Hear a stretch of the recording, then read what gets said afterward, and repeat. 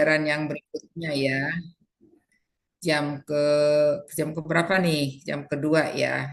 Jam kedua atau jam ketiga ini tentang keperawatan paliatif. Pernah mendengar nggak ya keperawatan paliatif? Pernah dengar nggak?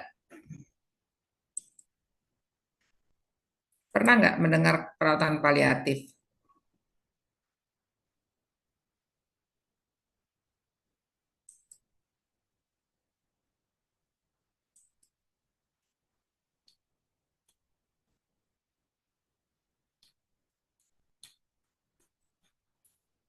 Halo, pernah mendengar nggak perawatan paliatif? Terpapar nggak ini? Terlihat PPT Ibu nggak? Udah terlihat Ibu. Terlihat. Oke, pernah mendengar perawatan paliatif itu apa?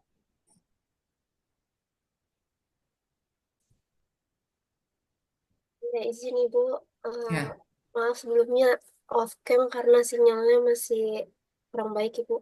Perawatan paliatif ini itu perawatan pada pasien-pasien yang memiliki penyakit yang eh, kayak sulit untuk sembuhnya, kayak terminal dan juga menjelang ajal seperti itu Ibu, singkatnya. ya, bentar. Baik. Maula ya? Iya Ibu, benar Ibu, maulah. Iya, bagus jawabannya. Baik, kita bahas tentang perawatan paliatif ya. Jadi apa itu perspektif perawatan paliatif? Ya, perspektif dulu.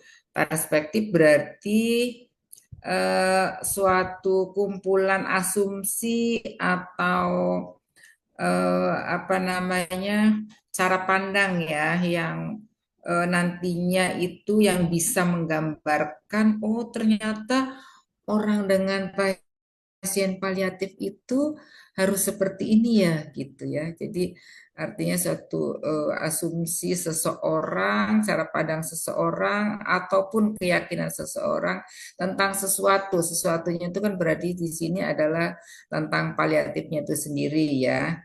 Nah, jadi cara pandang seseorang dengan cara-cara tertentu, mereka itu nantinya bisa menentukan bagian-bagian yang relevan sesuai dengan konsep-konsep yang dipilihnya, ya. Nah, dalam hal ini karena yang kita pelajari adalah paliatif, berarti cara pandang kita bagaimana kita melihat atau merawat atau kondisi di mana ketika kita menghadapi orang dengan paliatif itu seperti apa ya sehingga kita tahu bahwa oh ternyata orang dengan paliatif itu kondisinya seperti ini kemudian hal-hal apa saja harus kita perhatikan ya. Nah, itu ada di perspektif perawatan paliatif. Jadi cara pandang kita melihat kondisi orang paliatif itu gambarannya seperti itu ya. Jadi kita tahu bahwa dengan kita mempelajari paliatif, kita bisa melihat apa yang harus kita bisa lakukan dengan kondisi seperti yang disampaikan oleh temannya tadi, ya. Nah, kemudian dengan melihat asumsi-asumsi atau dengan melihat cara pandang seperti itu yang nantinya saudara akan apa lakukan ya ketika saudara nanti akan merawat pasien-pasien dengan paliatif.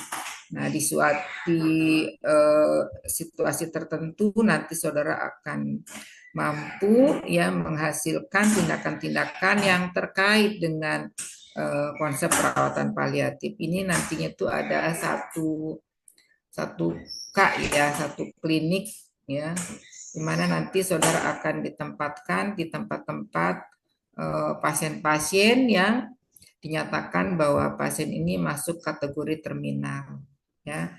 Artinya pasien itu tidak mungkin bisa disembuhkan ya. Jadi tidak bisa disembuhkan sehingga tinggal menunggu saatnya ya Allah akan memanggil. Itu ya maksudnya tadi juga disampaikan oleh Maula tadi.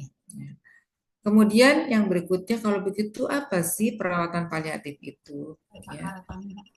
Nah, perawatan paliatif merupakan suatu pendekatan dalam bidang kesehatan ya yang mengutamakan aspek kemanusiaan. Jadi ini lebih mengutamakan orangnya ya artinya memanusiakan ya ketika seseorang itu dalam menghadapi kenyataan bahwa penyakitnya itu tidak bisa disembuhkan, bahwa dia nantinya itu akan mendekati ke arah kematian. Nah, disitulah aspek-aspek kemanusiaannya itu diutamakan ya. Jangan sampai misalnya sudah tahu bahwa misalnya diperkirakan oleh dokter bahwa penyakitnya itu tidak bisa disembuhkan dan masuk kategori terminal, kemudian palingan nggak lama misalnya ya, kalau kondisi seperti ini paling juga misalnya 4-5 bulan. Nah, dari sinilah kita melihat bagaimana memanusiakan orang yang dalam kondisi seperti ini. Sehingga dengan kondisi seperti ini tentunya harus kita perhatikan bahwa memang setiap orang itu akan mengalami proses hal yang normal ya. Jadi setiap individu itu pasti akan menjalani ke arah sana. Tetapi bagaimana menjalani ke arah sana itu, ke arah menuju ke kematian itu dalam kondisi yang dia itu merasa dimanusiakan ya. Jadi tidak berbuat semena-mena, tidak ditelantarkan oleh keluarga maupun oleh petugas kesehatan ketika dia dirawat ya, ataupun ketika dia berada di rumah ya. Jadi fokusnya dalam hal ini adalah memberikan dukungan ya, dukungan menyeluruh kepada pasiennya ya yang mengalami penyakit yang serius, di mana dia berada dalam tahap-tahap yang akhir ya, tahap-tahap yang tidak bisa disembuhkan. Nah, itu dalam kondisi seperti itu kita harus rawat dengan baik ya. Jadi lebih mengutamakan prinsip kemanusiaan. Nah, dengan situasi seperti itu diharapkan pasien ini juga walaupun dalam kondisi tahap akhir tetap harus dioptimalkan. Jadi kualitas hidup pasiennya itu harus dioptimalkan sesuai dengan kemampuan fisiknya ya. Kalau pasien tidak mampu jalan ya jangan upayakan disuruh jalan. Tetapi ketika pasien itu sudah menghadapi misalnya tahu bahwa pasien itu mengalami fase-fase terminal, misalnya difonus gagal ginjal misalnya. Masuk gagal ginjal juga kan masuk kategori apa namanya kasus-kasus terminal. Nah, di sini kalau pasien masih bisa beraktivitas ya tetap beraktivitas seperti biasa ya. Jadi jangan jangan Pak, jangan nggak boleh itu, nggak boleh ini. Jangan ya. Artinya tetap memanusiakan bahwa dia itu walaupun kondisinya seperti itu tetap dia beraktivitas sesuai dengan kemampuan fisiknya. Kalau misalnya dia tidak dirawat. Kalau misalnya dia dirawat, tentunya dia harus memperhatikan juga segi-segi yang lainnya ya. Jadi ketika kita merawat pasien dalam kondisi seperti ini, berarti saudara harus memperhatikan baik itu fisik ya, kemudian emosi seseorang dan spiritualnya itu harus kita perhatikan. Karena bagaimanapun orang dengan kondisi yang sudah diponis seperti ini pasti psikologisnya itu akan terganggu ya. Siapa sih yang nggak takut menghadapi kematian ya? Karena pasien-pasien paliatif itu tidak ditentukan oleh usia ya, karena tidak semua pasien paliatif itu usia-usia lanjut, tidak.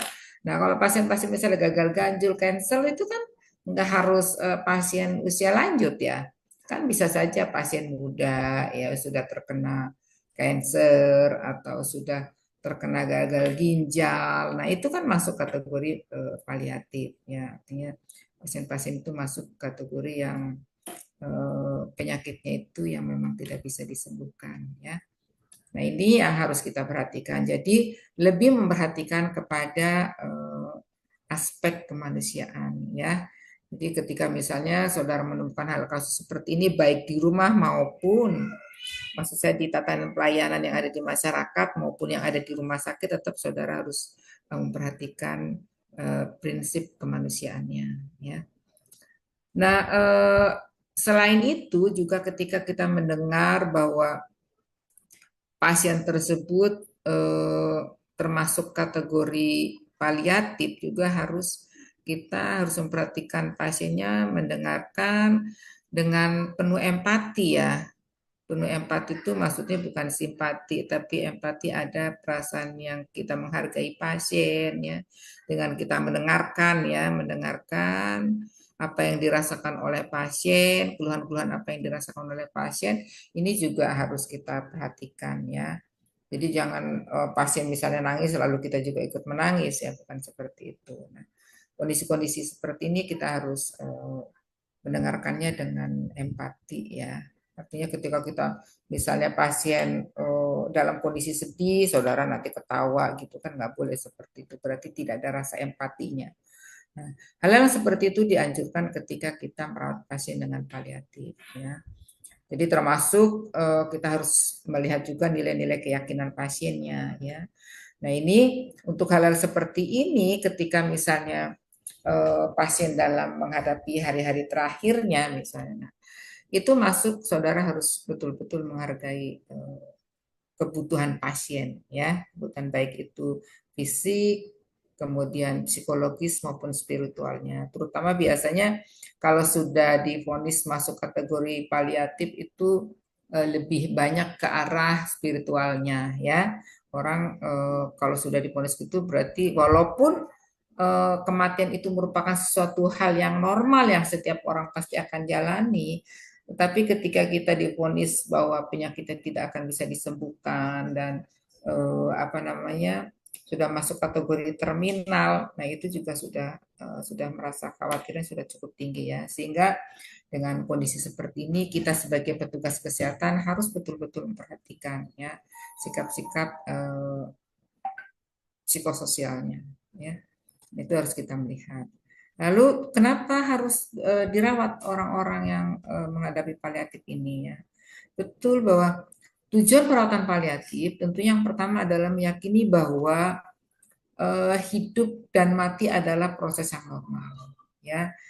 Tetapi kita tidak menghambat atau menunda kematian atau mengurangi dan eh, mengurangi kalau misalnya seseorang itu mempunyai gejala-gejala yang nyeri misalnya kalau pada pasien-pasien kanker itu kan tahap nyerinya itu sangat itu ya ketika misalnya dia ada keluhan yang nyeri itu nyerinya itu sangat hebat ya. Ketika kita melihat kondisi seperti ini bagaimana pasien itu yang nyerinya tadinya 10 misalnya menjadi 8 gitu ya, menjadi berkurang. Ini ada strategi-strategi yang bisa dilakukan kita sebagai perawat untuk menangani nyeri ya. Nah, itu yang harus kita lakukan karena di dalam merawat pasien itu juga bukan hanya kita sebagai perawat ya, tetapi nanti ada anggota tim lainnya yang bekerja bersama dalam satu tim ya, dalam satu tim dalam merawat pasien paliatif. Ya. Nah, tentunya di dalam kita merawat pasien itu tadi mulai dari fisik, psikis ya, dalam memberikan pelayanan itu sesuai dengan kebutuhan individu dan keluarga ya. Maksudnya sesuai dengan kebutuhan individu berarti pasiennya ya. Kalau pasien nyeri bagaimana mengatasi nyerinya ya. Kalau pasiennya misalnya tadinya demam bagaimana mengatasi demamnya seperti itu ya. Dan keluarganya tentunya harus memberikan dukungan terhadap pasiennya. Kemudian yang kedua, tujuan perawatan paliatif salah satunya adalah menyediakan sistem untuk membantu individu untuk hidup seoptimal mungkin sampai menjelang kematiannya. Tadi seperti yang Ibu sampaikan tadi bahwa di dalam kita merawat pasien paliatif itu sedapat mungkin membantu pasien seoptimalnya ya, sesuai dengan kemampuan pasiennya sampai pasien itu menjelang ajalnya ya. Jadi artinya ketika misalnya pasien masih mampu untuk melakukan gerak aktivitas minimal ya lakukan ya. Jangan dibatasi. Nah, itu artinya apa? Memberikan penguatan kepada pasien ya, penghargaan kepada pasien bahwa dia itu merasa dihargai ya. Jadi jangan dibatasi aktivitasnya, nggak boleh itu, nggak boleh ini misalnya. Terutama kalau misalnya ada di dalam lingkungan keluarga ya. Dalam lingkungan keluarga itu umumnya ya kita harus seoptimal mungkin membantu keluarganya. membantu pasiennya, ya, membantu keluarganya dalam hal merawat pasien-pasien dengan kasus-kasus terminal ini. Nah, kebutuhannya apa? Baik itu kebutuhan fisiknya, kemudian kebutuhan spiritualnya, psikologisnya. Psikologis itu biasanya lebih banyak ke arah bagaimana memikirkan menghadapi ke arah kematiannya. Ya, jadi walaupun dia sudah kasus-kasus paliatif, kasus-kasus yang memang tidak bisa disembuhkan, tetapi ketika dia masih mampu beraktivitas, silakan lakukan aktivitas itu, ya. Artinya harus seoptimal mungkin sesuai dengan kondisi pasiennya, ya. Kemudian yang ketiga, menyediakan sistem dukungan untuk membantu keluarga, ya. Kemudian untuk membantu keluarga dalam mengatasi masalah sepanjang perawatan pasien, di mana sampai dengan keluarga itu menghadapi masa duka, ya. Jadi artinya di dalam kita memberikan dukungan kepada pasien dan keluarga itu harus bisa membantu keluarga ketika pasien misalnya berada di ruang perawatan, mempersiapkan keluarganya, bukan hanya pasien, juga mempersiapkan keluarga bagaimana keluarga itu menghadapi kehilangan, ya. Jangan sampai misalnya kehilangan yang satu orang itu berlarut-larut yang mengakibatkan masa berdukanya menjadi lebih lama, ya. Nah, itu harus disampaikan juga, harus di apa namanya, keluarga itu harus mampu menerima kenyataan bahwa proses kematian, hidup dan mati adalah suatu hal yang biasa terjadi pada siklus kehidupan, ya. Kalau ada yang meninggal, ada yang kelahiran, ya, ada kematian, ada kelahiran. Nah, itu suatu siklus hidup, ya. Pada saat-saat kita masih sama juga seperti kita saat di dalam kandungan, prosesnya itu kemudian kita dilahirkan bayi sampai dengan di usia tua, ya. Itu proses kehidupan, siklus kehidupan yang normal juga kan seperti itu juga, sama sampai dengan dia meninggal, dari mulai tidak ada, kemudian ada, dan kembali tidak ada. Yaitu suatu proses yang semua orang akan mengalami seperti itu, ya.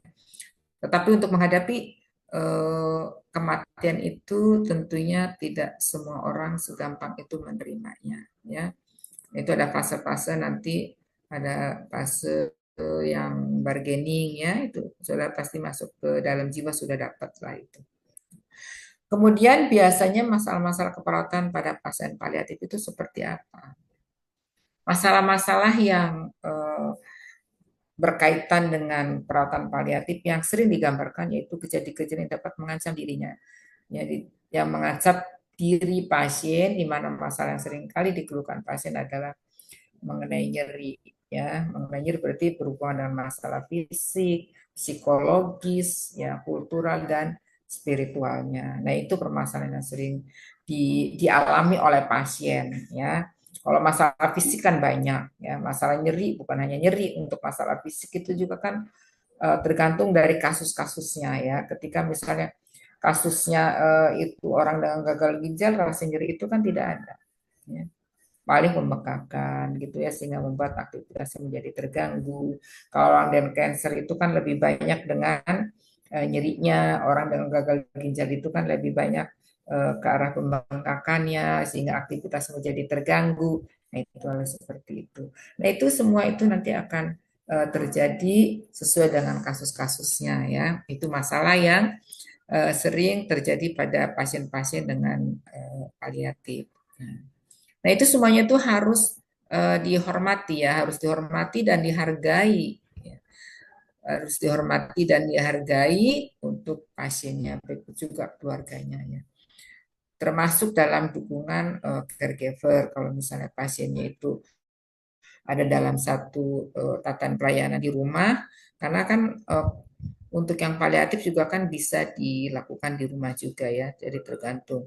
Jadi nggak semuanya pasien paliatif itu harus masuk dalam rumah sakit, tidak.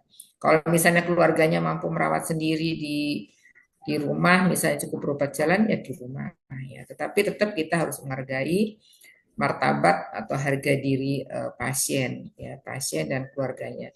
Karena ya hal-hal seperti ini paling sering terjadi itu biasanya pasien merasa tidak dihargai ya, merasa tidak dihargai, dia statusnya sebagai pasien dengan paliatif. Kenapa seringkali suka diabaikan ya perasaan-perasaan yang seperti itu. Biasanya kita sebagai keluarga juga kalau pasien-pasien ini sudah masuk kategori terminal, kesana kesini suka udah nggak dilibatin dalam menyelesaikan masalah, suka kadang-kadang nggak dilibatkan. Nah, padahal ini mestinya selagi misalnya pasien itu masih bisa beraktivitas, masih bisa dia melakukannya sendiri seoptimal mungkin.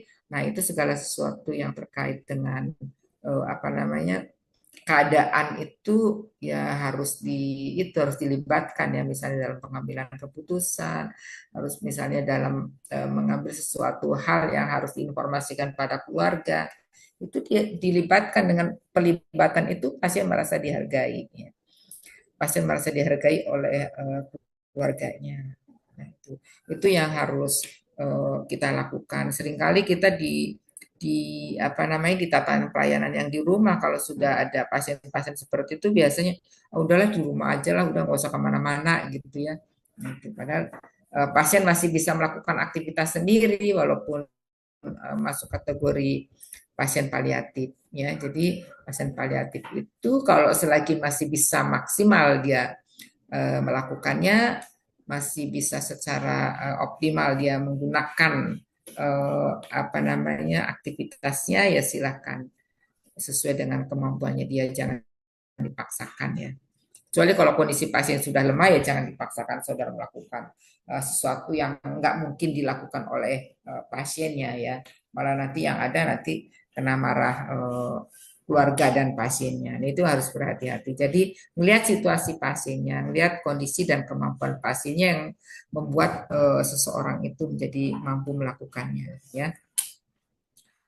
Kemudian yang berikutnya adalah prinsip perawatan paliatif. Untuk prinsip perawatan paliatif, yang pertama adalah meningkatkan kualitas hidup. Tadi yang Ibu sampaikan bahwa perawatan paliatif itu adalah untuk meningkatkan kualitas hidup seseorang, ya, dan menganggap bahwa kematian itu merupakan suatu hal yang normal dan semua orang pasti akan eh, mengalami, ya, pasti akan mengalami, tinggal tunggu antriannya saja sebenarnya ya, kalau kita melihat itu.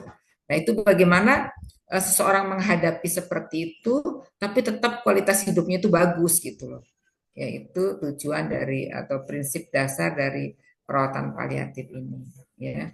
Tapi kita juga tidak mempercepat atau menunda kematian loh. Oh jangan, jangan itu misalnya, jangan dicabut dulu misalnya pasien dirawat kemudian dipasang inkubator misalnya, biar cepat lewat gitu. Misalnya biar warisannya cepat dapat misalnya orang tua misalnya anaknya kayak gitu misalnya. Itu kan nggak boleh seperti itu.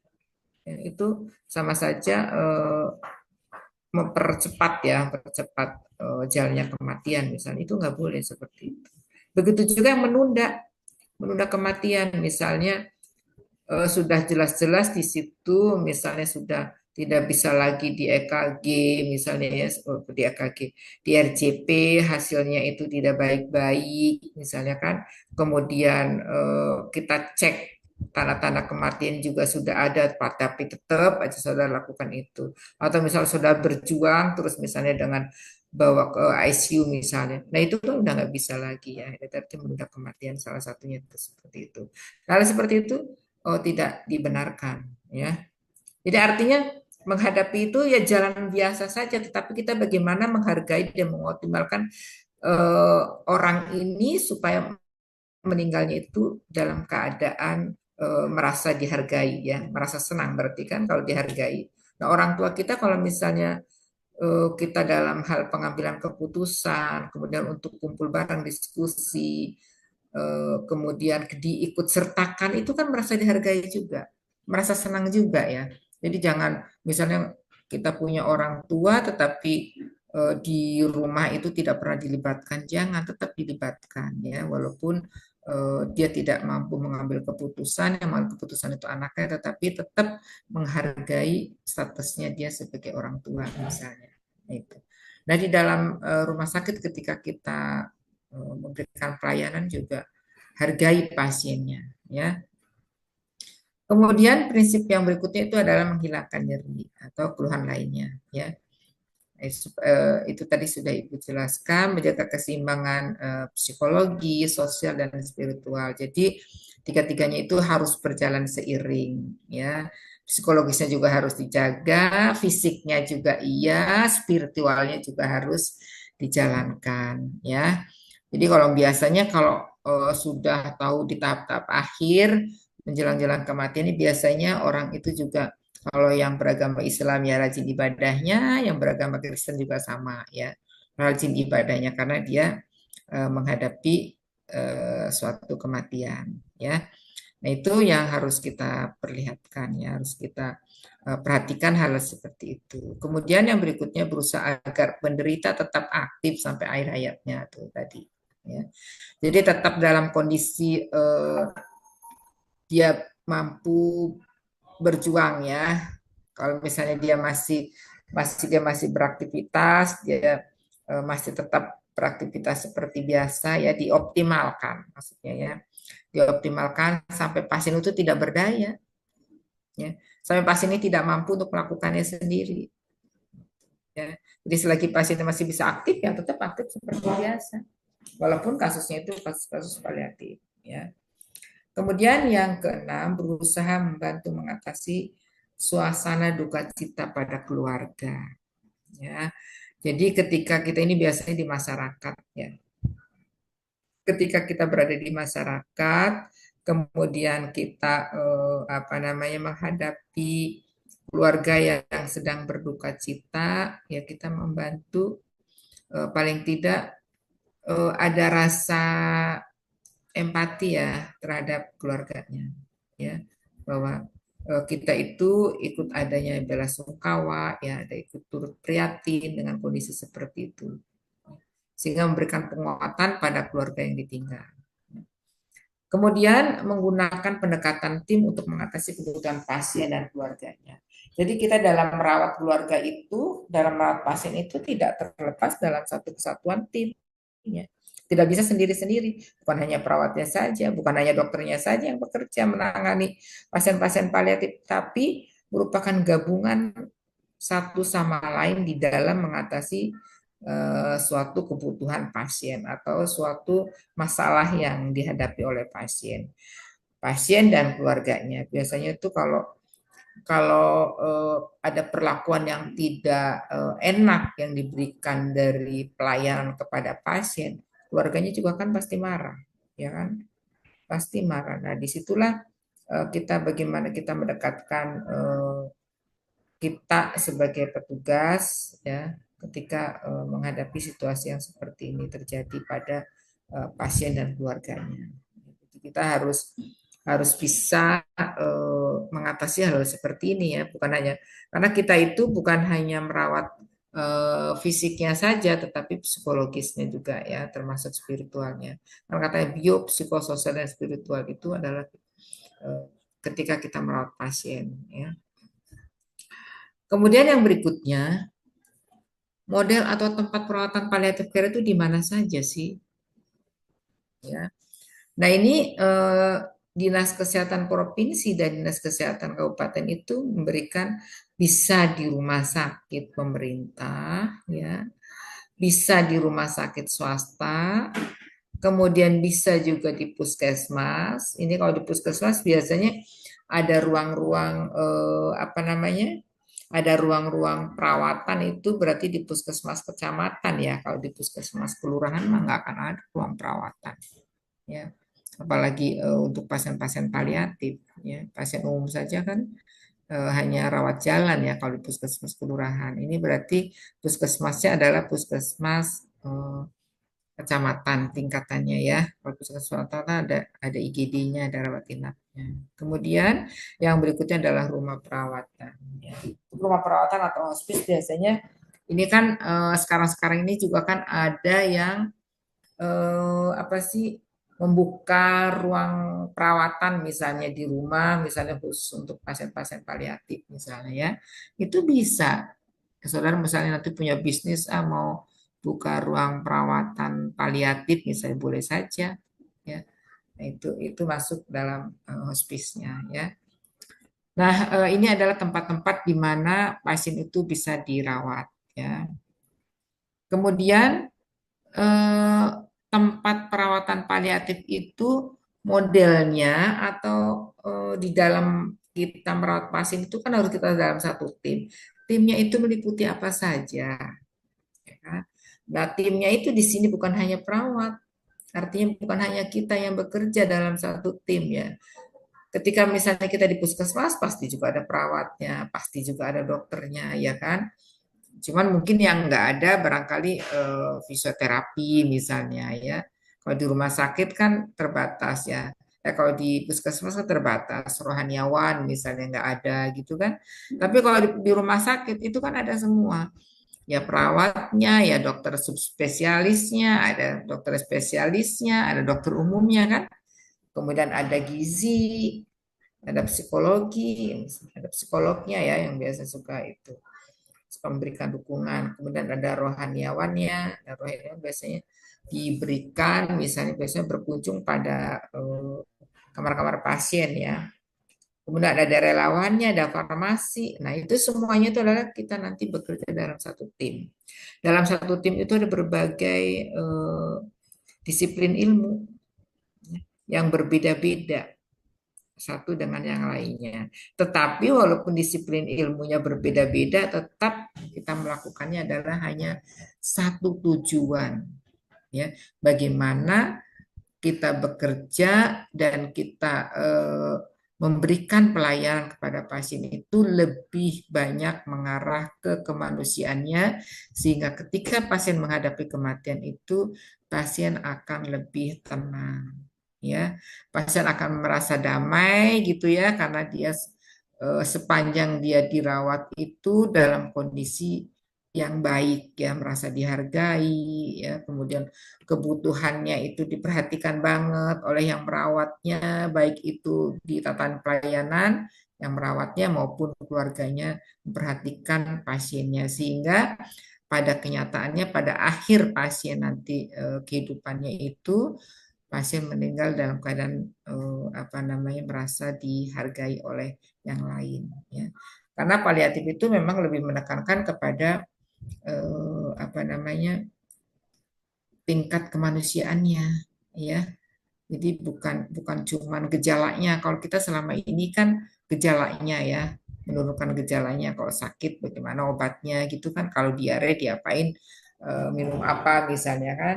Kalau demam itu misalnya minum apa lah seperti itu. Itu kan artinya lebih mengarah ke apa namanya gejalanya ya, tetapi ini memanusiakan itu seperti apa supaya pasien itu ketika menghadapi misalnya kematiannya tetap dalam kondisi apa namanya merasa enak dirawat ya, baik itu atau disayangi oleh keluarga maupun perawat yang merawatnya ya. Nah, itu jadi senang ya ketika misalnya menjalani kondisi seperti itu. Nah, bagaimana keberhasilan suatu tim? Nah, keberhasilan suatu tim itu karena ada kerjasama yang baik ya, kerjasama yang efektif dan pendekatan interdisipliner. Jadi antar anggota timnya itu sama-sama bekerja untuk ya keberhasilan atau untuk menyayangi atau untuk memberikan pelayanan yang terbaik kepada pasiennya ya. Nah itu keberhasilan itu kita bisa lihat dari situ. Jangan satu sama lain saling merasa saya kan lebih tinggi misalnya.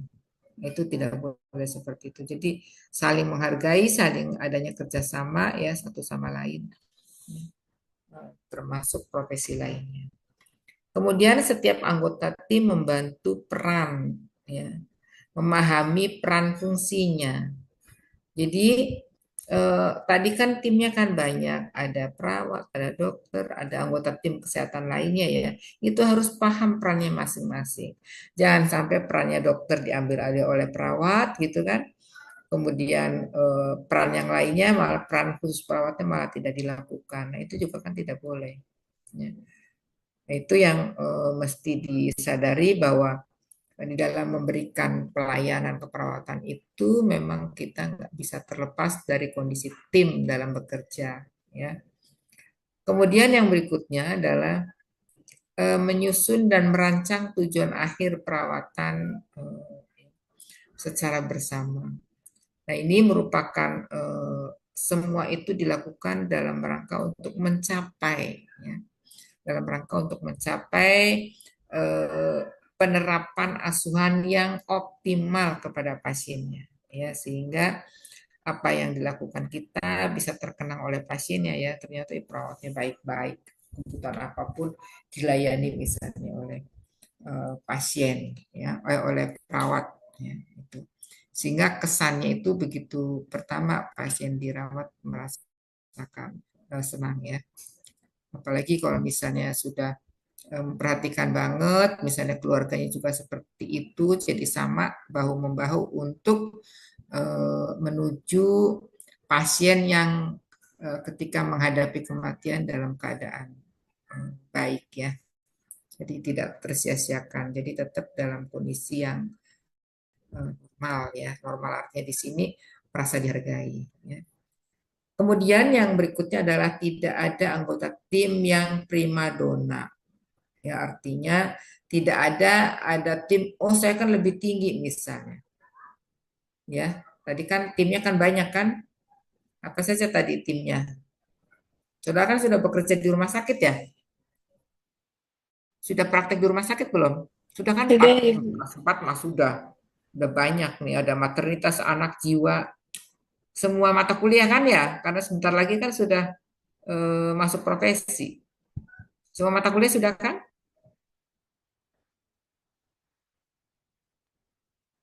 Sudah, Ibu. Sudah ya. Tinggal profesinya aja kan nanti sebentar lagi. Sekarang skripsinya dulu hadapin baru nanti semester depannya profesi. Iya benar gitu kan? Benar, Ibu.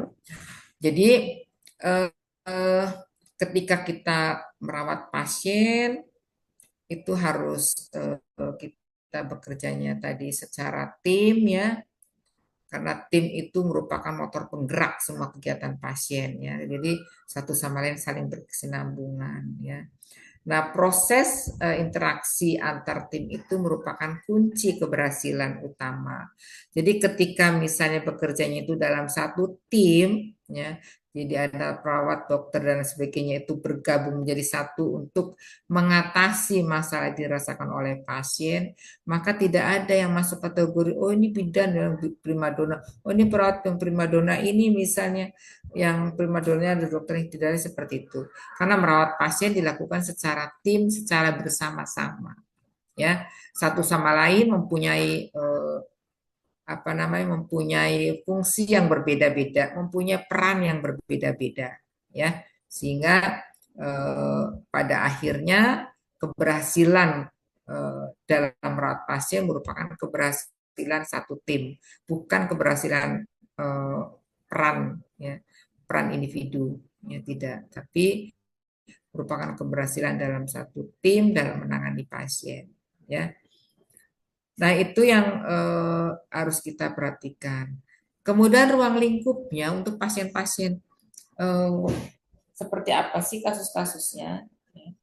Yang masuk kategori paliatif itu adalah cancer, ya. Cancer itu masuk kategori paliatif. Kalau misalnya anak muda terkena kanker, bisa kan? Bisa juga kan? Ada juga kan yang terkena cancer? Masuk paliatif enggak? Ya masuk. Karena untuk pasien-pasien paliatif itu tidak dilihat dari usia, tetapi dilihat dari penyakitnya, ya, dilihat dari penyakitnya, penyakit pasiennya. Ya. Sehingga dengan kondisi seperti ini nanti langsung kita bisa melihat, oh pasien kanker itu apa sih yang mau kita lakukan, gejala-gejala apa sih gitu. yang utama itu apa sih yang harus kita lakukan? Misalnya, oh ternyata kanker itu nyerinya yang utama. Ya, ketika misalnya pasien sudah tidak mampu lagi diatasi oleh rasa nyeri yang biasa, pasti biasanya dengan morfin ya, dengan obat-obat penenang seperti itu biasanya ya harus dengan resep dokter. Tanpa resep dokter tidak bisa. Nah ya, itu harus kita pahami juga. Kemudian selain kanker juga HIV/AIDS. Ya. HIV/AIDS itu yang sering dijumpai misalnya di ini mah biasanya di itu ya dirawat pasien-pasien ini. Pasti saudara di antara ini ada yang sudah pernah merawat pasien-pasien HIV/AIDS ya. Ada nggak yang pernah? Sering kan ini di ruangan ya? Halo, Sering halo. Ibu.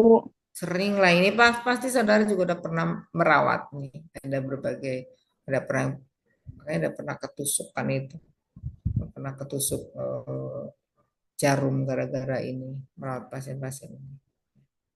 Jadi untuk pasien-pasien yang HPI, kemudian ini gagal ginjal juga masuk dalam kategori pasien paliatif. Ini tidak melihat usia kasus-kasus ini, ya. Tidak melihat usia bahwa oh ini hanya dialami oleh pasien-pasien lansia, enggak. Cancer juga bisa terjadi pada usia remaja ya atau mungkin juga pada usia lansia. Jadi tergantung ya, tergantung dari kondisi pasiennya ya. Jadi paliatif itu tidak melihat usia tetapi yang dipandang adalah jenis penyakitnya ya. Jadi cancer bisa terjadi pada semua usia, ya kan? HIV/AIDS juga terjadi pada semua usia, ya. Bisa juga pada anak muda gitu kan bisa juga terjadi. Ya. Kalau yang penyebabnya karena ada sesuatu ya ini mudah ya terjadi pasien-pasien yang kena HIV/AIDS ini. Kemudian gagal ginjal juga bisa terjadi pada anak muda. Ya. Kemarin kan ada juga yang pernah ada cuci darah anak-anak kan.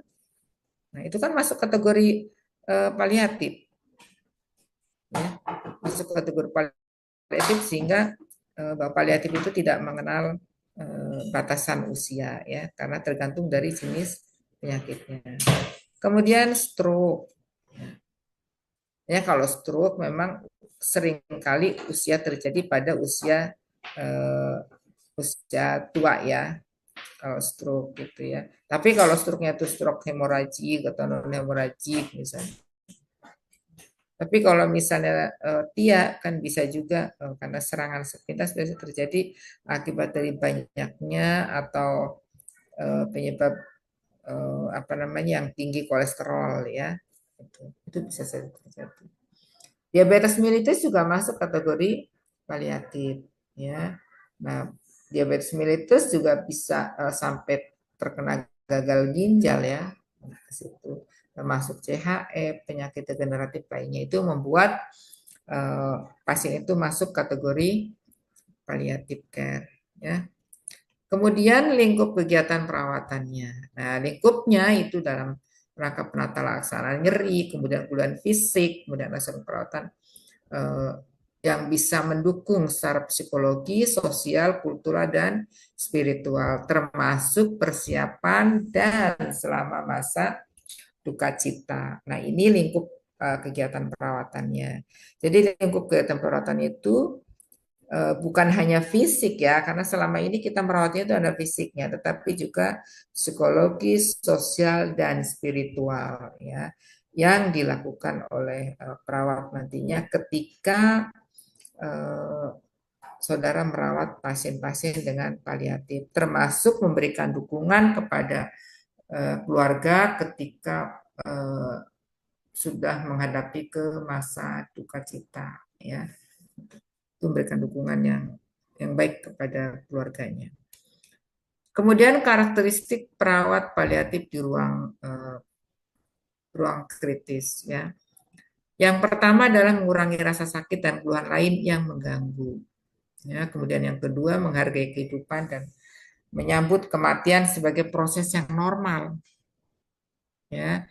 Kemudian tidak berusaha mempercepat dan menunda kematian, mengintegrasikan aspek psikologis dalam perawatan pasien, termasuk membantu pasien hidup seefektif mungkin sampai pasien itu menghadapi akhir hayatnya, ya.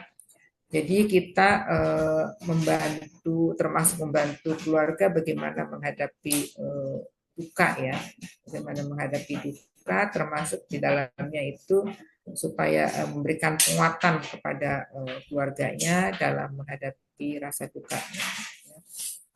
Jadi yang harus kita ketahui bahwa karakteristik ini adalah merupakan suatu yang harus kita kerjakan ketika misalnya saudara merawat pasien-pasien di ruangan, ya. Tetapi ini intinya adalah lebih banyak ke arah fisiknya, ya, lebih banyak ke arah fisiknya, ya. Tetapi tidak terlepas dari aspek psikologis dan spiritualnya karena dia menghadapi ke arah kematian, ya. Kemudian yang berikutnya adalah ini karakteristik di ruang perawatan paliatif, ya. Ini seperti ini.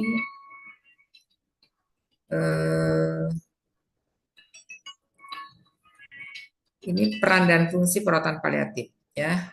Peran dan fungsi peran perawat tentunya, ya, dan fungsi perawat paliatif.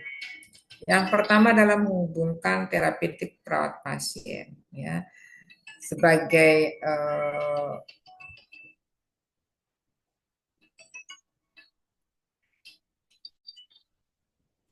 sebentar, ya, ini dimatiin dulu deh.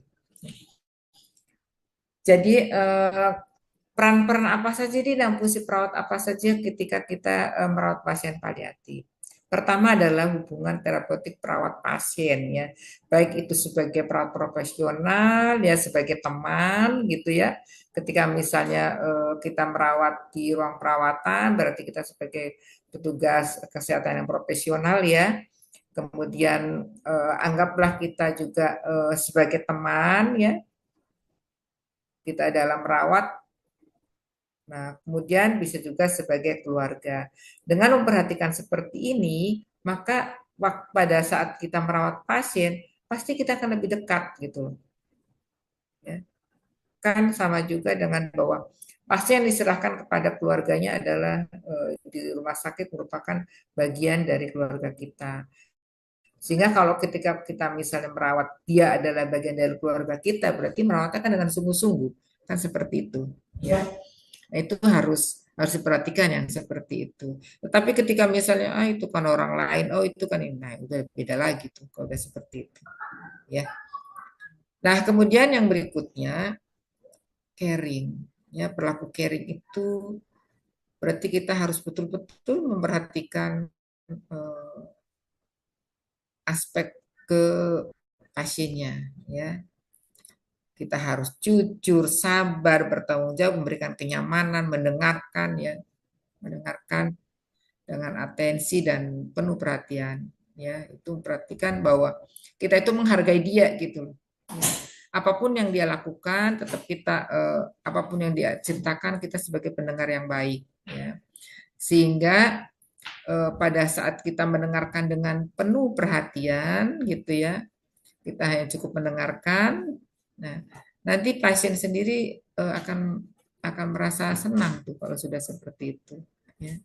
Jadi jangan dipotong-potong kalau sudah pasiennya itu apa namanya menceritakan sesuatu yang ada rasa ketidaknyamanan, ya tunggu sampai pasien cerita sampai selesai. Nah, itu artinya kita mendengar dengan penuh perhatian, ya.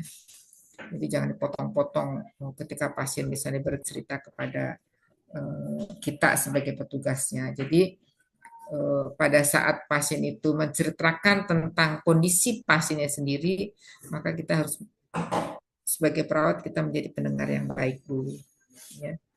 Nah, itu artinya kita harus sabar ini menunggu pasien cerita, ya. Jadi biar supaya nggak terpotong-potong apa yang diceritakan oleh pasiennya, ya. Kemudian yang berikutnya adalah ini Ibu sampai jam berapa ya? Masih waktunya masih lama? Halo, Ibu 1 jam apa 2 jam pertemuan ini? Izin masuk Ibu 1 jam pertemuan Ibu. Oh, tapi masih masih ada waktu kan? Sampai jam berapa? Sampai jam 14.20 Ibu. Oh, udah habis tuh. Sedikit lagi ya habis ini. Habis Ibu siapa nih? Udah masuk belum jam berikutnya? Nanti jam 3 ada Bu Yupi Ibu. Oh, jam 3 nanti ya. Berarti ada jeda istirahat ya kalian ya. Oke, nanti nanti sedikit lagi ya. Kalau Bu Made jam berapa?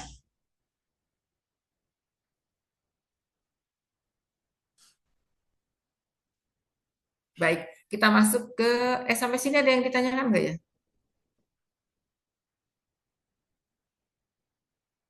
Ada yang ditanyakan? Kalau tidak ada kita lanjut. Tidak ada Ibu. Oke, lanjut ya. Sikap yang seperti apa sih yang harus dimiliki oleh perawat untuk perawatan paliatif ini? Yang pertama itu adalah mempunyai falsafah hidup yang kokoh, agama yang kuat, dan nilai-nilai yang bagus. Ya, nah ini ternyata dengan kita memiliki hal seperti ini, kita harus tahu bahwa pasien itu kan menghadapi kematian ya. Kalau kita tidak paham dengan agama, nanti bingung lagi. Bagaimana dia mengajarkan. Ya, walaupun ada rohaniawan ya. Oh ini harusnya ke rohaniawan misalnya. Ya, saudara, tapi kan saudara sebagai seseorang yang merawat pasien yang kompleks mulai dari biopsikososial dan spiritual, ya, tapi saudara kan harus paham ya. Oh bahwa ini ranahnya orang rohaniawan misalnya. Ya. Itu kalau di rumah sakit itu kan rohaniawan keliling ya. Ada. Ya. Baik itu yang Islam maupun yang Kristen itu ada keliling ya ke ruangan pasien-pasien ketika misalnya ada pasien-pasien yang seperti ini. Artinya dibimbing, ya. Dibantu untuk eh, memperoleh keimanan yang lebih baik ya. Kemudian mempunyai kemampuan untuk tidak menjudgment ya terhadap pasiennya, walaupun mempunyai sistem nilai yang berbeda. Jadi jangan misalnya, udahlah pasien ini kan begini-begini, sudah nggak perlu lagi. Jangan seperti itu. Itu kan menjudgment yang tidak baik. Jadi tidak boleh. Ya. Seberapapun kemampuan pasiennya, seberapapun apa namanya kemampuan baik itu fisik maupun apa moral ataupun misalnya kemampuan ekonomi pasien, jangan menjudge bahwa pasien itu tidak ada harganya gitu. Tetap bahwa dia harus dihargai. Pasien itu tetap harus dihargai karena apa? Namanya juga paliatif tadi. Perawatan paliatif adalah lebih memanusiakan orang, menghargai orang bahwa dia itu dalam menghadapi kematiannya tetap dalam kondisi baik-baik saja. Kemudian yang ketiga mempunyai kemampuan mendengar dengan baik dan motivasi terhadap pasien. Jadi mempunyai apa namanya sabar dalam berkomunikasi ya artinya. Dia menjadi komunikator atau dia menjadi pendengar yang baik ini. Jadi mempunyai kemampuan ini orang yang merawat itu. Jadi jangan pasien baru ngomong sekata dua kata, perawatnya lebih banyak ngomong 10 kata. Ya, jadi mendengar yang baik itu lebih baik. Ya, itu harus dipahami dulu ya oleh pasiennya. Kita sadar betul bahwa kalau kita di perawatan paliatif itu oh sikapnya harus seperti ini ya gitu ya. Kemudian yang berikutnya itu tidak menunjukkan reaksi yang berlebih jika terdapat bau ataupun kondisi yang tidak wajar misalnya. Saudara merawat pasien yang sudah tidak mampu apa-apa kan nggak ada keluarganya. Pasien masih sadar tetapi dalam kondisi seperti itu dia tidak mampu, tidak ada keluarganya, misalnya ternyata oh pasiennya kritis di situ, misalnya PAK di situ. Jadi membuat suasana yang tidak enak gitu ya, dicium misalnya baunya tidak sedap. Saudara menunjukkan reaksi yang berbeda, nah itu kan tidak baik ya. Bagaimana menunjukkan bahwa dia memanusiakan kalau sikapnya itu berbeda gitu ya. Itu berarti sudah tidak memanusiakan lagi kalau seperti itu. Kalau saudara misalnya biarkanlah orang pastinya kencing di situ misalnya, nggak boleh. Kalau basah ya harus diganti. Ya. Nah, itu harus kita perhatikan hal seperti itu. Ya, jangan sampai hal seperti itu saudara lakukan ketika saudara merawat pasien-pasien paliatif ya. Jadi bukan hanya paliatif saja, mungkin pada anak-anak gitu ya, ketika saudara di ruang bayi misalnya, kebetulan keluarganya nggak ada, ketika nangis ya harus dibantu misalnya. Kalau nangis itu kan kalau di ruang bayi kalau nggak lapar ya basah misalnya gitu. Kemudian rasa aman nyamannya terganggu. Itu kan nangis reaksinya. Ya. Nah, itu. Sama dengan pasien-pasien yang ketika saudara bekerja di ruang paliatif ya begitu. Kemudian yang berikutnya mampu mengkaji, mengevaluasi secara cermat dari perilaku nonverbal. Ada saudara bisa melihat nonverbal pasien itu seperti apa sih gitu kan. Harus bisa menilai ya. Oh, ternyata nonverbal pasien itu seperti ini. Ya, itu harus bisa saudara harus bisa pelajari betul ya. Reaksi yang ditimbulkan oleh pasien. Mungkin juga oleh keluarga pasiennya saudara harus paham. Kemudian senantiasa menemukan cara untuk menangani setiap masalah. Ya. Kalau setiap masalah pasti ada solusinya.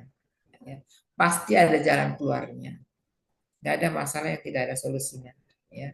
Begitu juga penyakit yang dihadapi oleh pasiennya. Ya. Setiap situasi pasti ada jalan keluarnya. Ya. Jadi jangan putus asa ketika menemukan suatu masalah. Ya. Karena tadi setiap masalah pasti ada jalan keluarnya. Gak mungkin masalah yang tidak bisa diatasi. Ya. Masalah pasti bisa diatasi. Tergantung dari kitanya, ya. Itu yang harus saudara cermati ketika kita merawat pasien. Nah, untuk yang etik, saya kira ini adalah tugas ya. Tugas individu ini ya, tugas individu atau kelompok nih, kelompok ya. Tugas kelompok yang harus saudara selesaikan ketika nanti saudara nanti pasti jam keduanya ya kalau nggak salah ada tugas etik. Sampai sini ada yang didiskusikan? Halo, ada yang didiskusikan kan sampai sini? Capek ya? Udah capek seharian? Enggak kan? Ada yang diskusikan tidak? Cukup? Izin mungkin cukup, Ibu. Ya? Halo? Jelas yang Ibu sampaikan? Izin Ibu, sudah cukup jelas Ibu yang disampaikan tadi. Terima kasih Ibu. Oke, baik. Saya kira kalau tidak ada lagi yang kita diskusikan untuk pertemuan kita pada siang hari ini, Ibu cukupkan ya. Terima kasih. Wassalamualaikum warahmatullahi wabarakatuh. Ini sudah di SS belum ya? Izin masuk, Ibu. Izin untuk mengambil. Oh ya, kalau gitu Ibu ini dulu ya, stop share dulu ya. Baik, Ibu, untuk kelas A boleh di raise hand. Izin Ibu untuk Ibu boleh bantu raise hand juga, Ibu. Terima kasih. Ibu makan setiap itu ikut resen juga kan? Iya, Ibu. Nggak usah lah, nggak usah ikut resen juga. Eh, Baik, Ibu. Saya izin screenshot ya.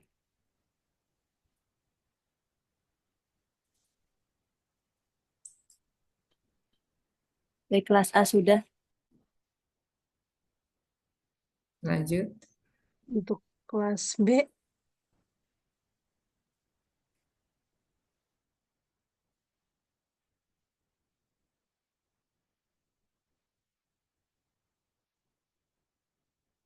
Ini yang wajahnya separuh ditongolin gitu loh. Jangan kepalanya separuh. Atau cuman atasnya doang nih. Kan nggak kelihatan wajahnya.